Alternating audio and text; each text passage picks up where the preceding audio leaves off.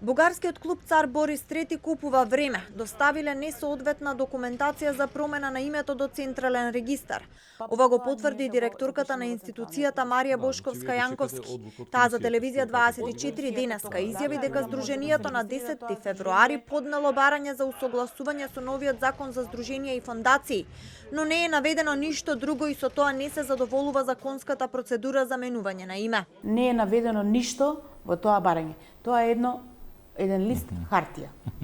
Значи, тој лист хартија не ја задоволува законската процедура за поднесување на документи како се менува име на некое здружение или трговско друштво.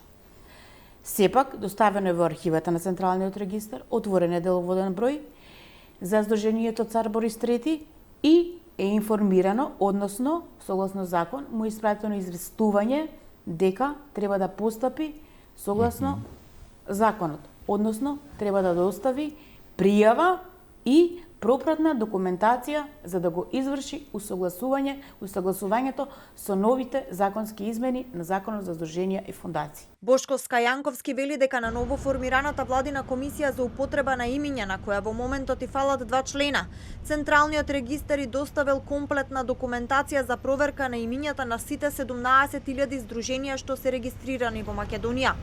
Рокот за промена на имињата на здруженијата пак истече на 16 февруари, а комисијата има рок да се изјасни до 15 март кои имиња се спорни, пошто министерот за правда ќе мора да потпише решение. Доколку е негативно, ќе резултира со бришање од Централен регистар. Од клубот со спорното име Ванчо Михајлов се изјаснија дека нема да ги почитуваат новите законски измени за здруженија и фондации, а правата ќе ги бараат на суд и во Страсбург. Цар Борис III пак не поднале пријава за пререгистрација со промена на името и купуваат време. Обвинителството во Охрид пак ја бара новата адреса на Пендико во Бугарија, претепаниот генерален секретар на клубот Цар Борис.